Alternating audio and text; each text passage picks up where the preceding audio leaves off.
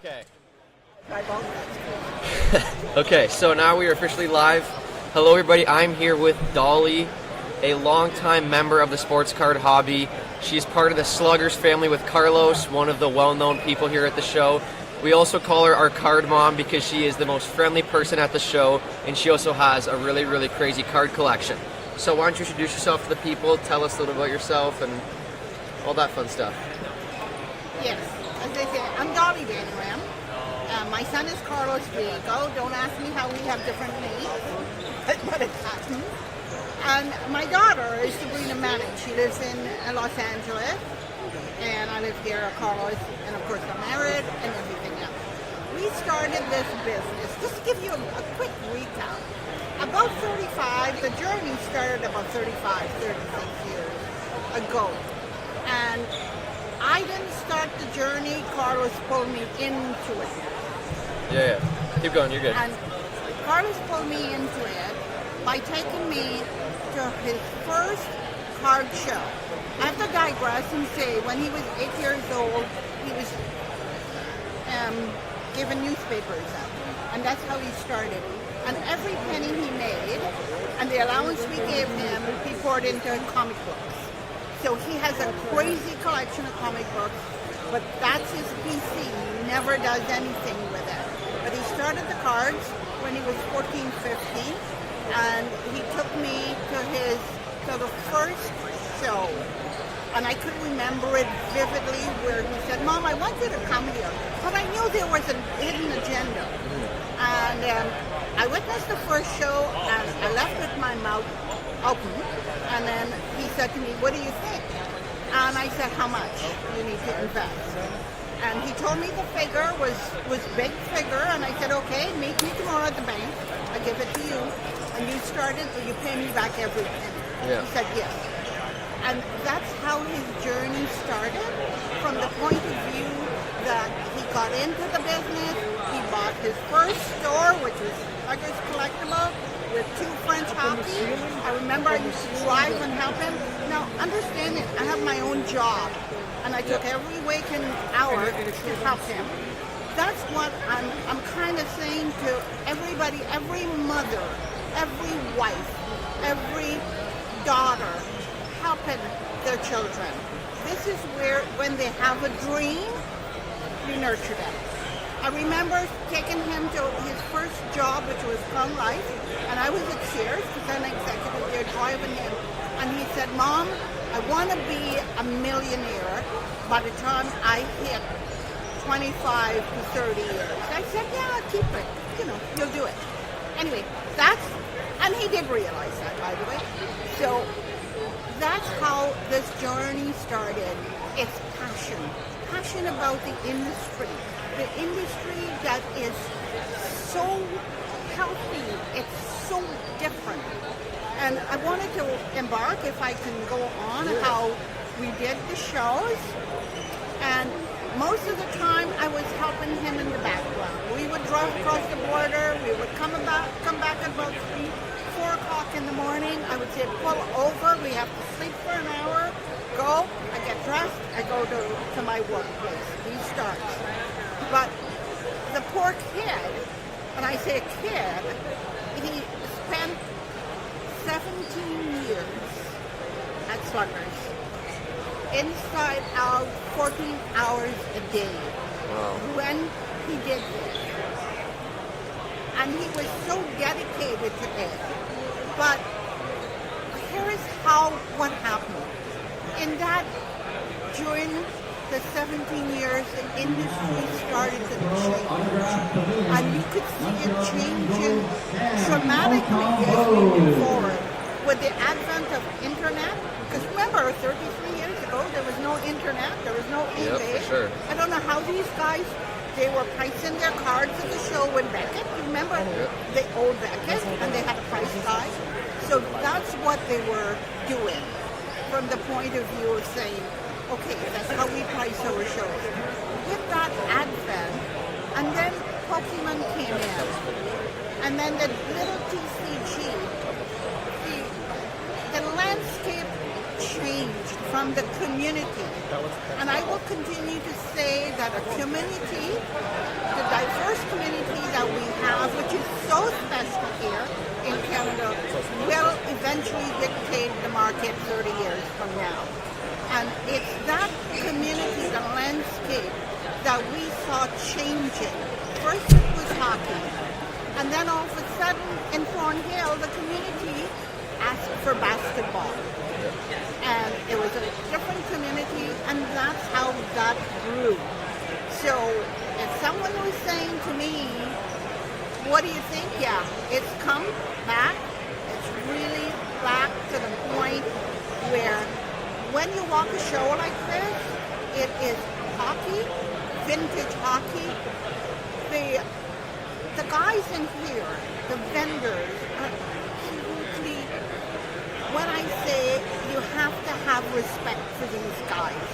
They were here the first time, they're pioneers in here, and as you walk the show, you have to smile, and you also have to say thank you for making this show the way it is today.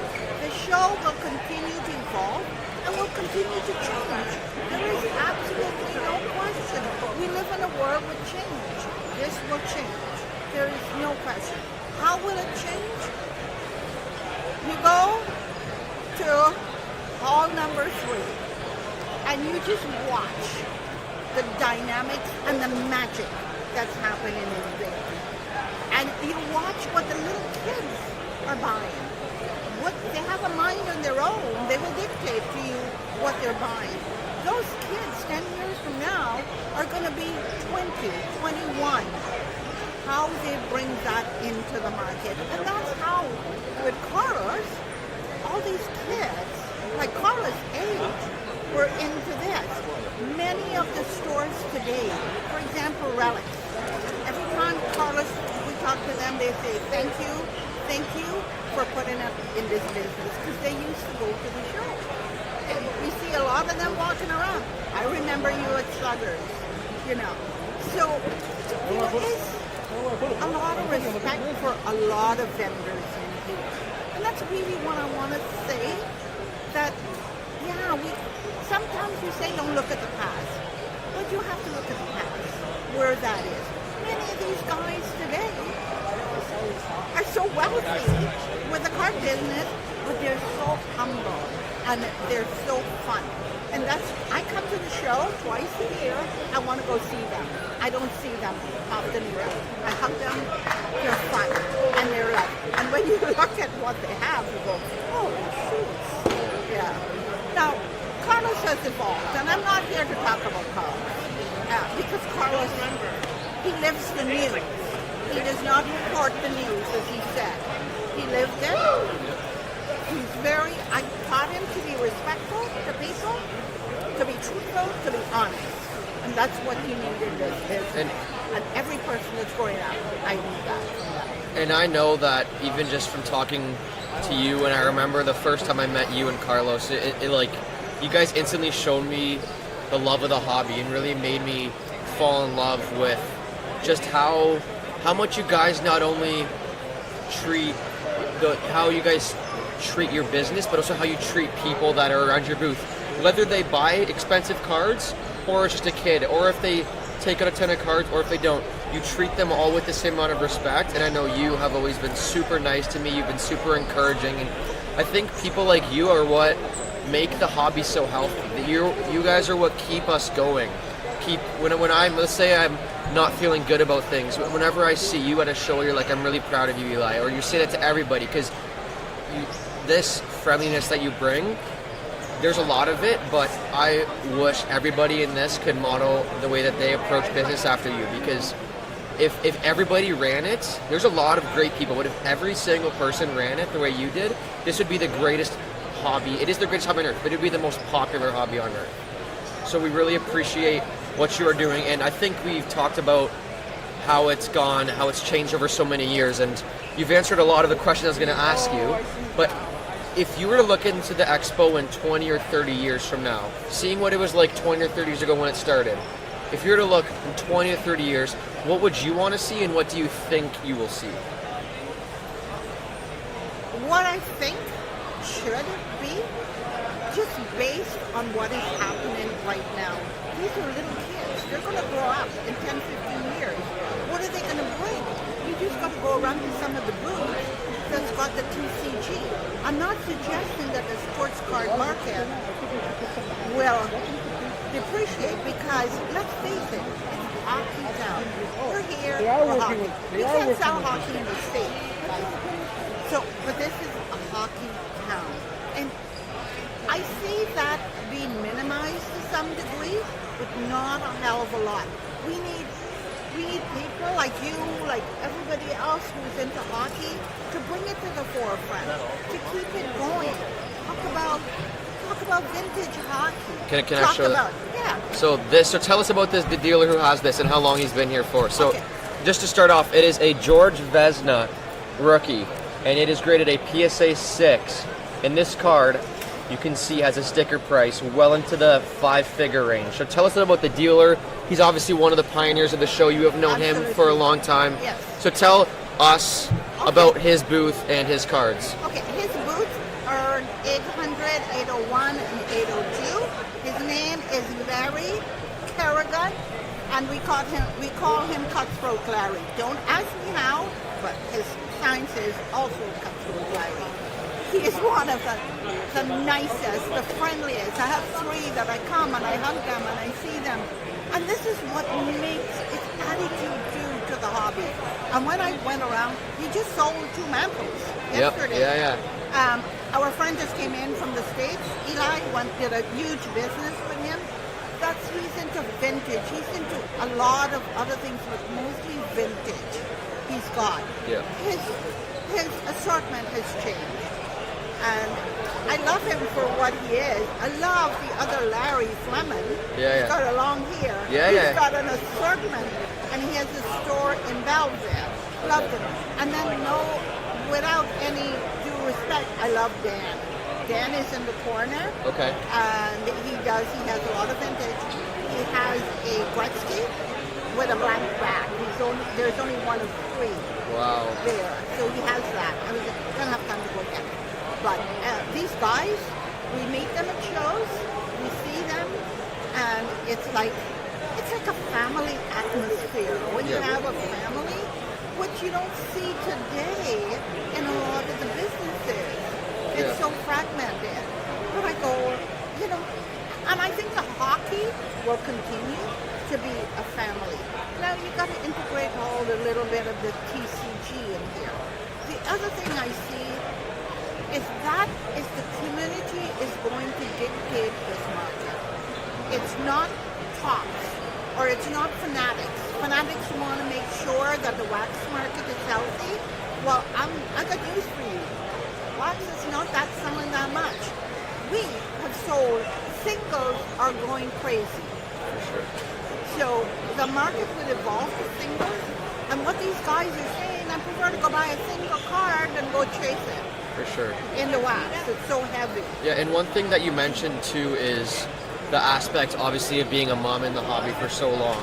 So if you were to tell someone watching this who is not even necessarily a mom, but a parent or a big brother, big sister, whose kid or sibling is into sports card collecting, what would you say to them in order to help fully support their kid or sibling have great success in this hobby? I say you need to support them. Yeah. No question, support their dreams. No matter what it takes, if you have to borrow, beg, and steal. If they have a dream, and you think when you see the plan, they need to do a plan for you, and you do see the plan, and you think it's worthwhile, you support them with whatever you can. To the ladies in the industry, I see a ton more, a lot more than I saw 30 years ago or 10 years ago. Now, these women are behind the booth, and they're the wives, and they're the mothers. Now, I don't see much mother, but I'm hoping they come on and to help their kids. You want your kids to be happy because you see passion in their eyes. Sure. You see passion in for the sport. Yeah. Support them. mean, sometimes I am so proud of my son, of what he's done. No matter, I'm so proud of my daughter. And if she wasn't in LA, we wouldn't be going to the shows so much. We're a lot in the States. So I see also the difference of what's happening in the U.S. market to what when you come and you do an expo like this or some of CSC shows, but you see the huge difference. This show is unique to the world. And I tell all my American partners down there and say, you know what, you want to see vintage hockey, you want to see this, you come to this show. And thank God that they come and they get a plethora of stuff. So they take it. It is this, I cannot express how proud I am, and there's pride in this show. When I see it put against all the shows, I've done the National down there, we did Burbank show, we're going to do Fanatic show, we're going to do a lot of those shows, and you see the difference. Yeah. You really do. And one of the things that we need to teach our sons or whoever is they need to evolve in the business. They see a trend happening, they need to adjust. You need to adjust. You can't sit with the cards without adjusting. Yeah. And, you know, that's one thing. I mean, yeah, I'm a businesswoman, there's no question. But I've learned from Carlos a lot because he knows this market inside out. And a very good experience is the other day I bought a Connor Bedard card. Yeah.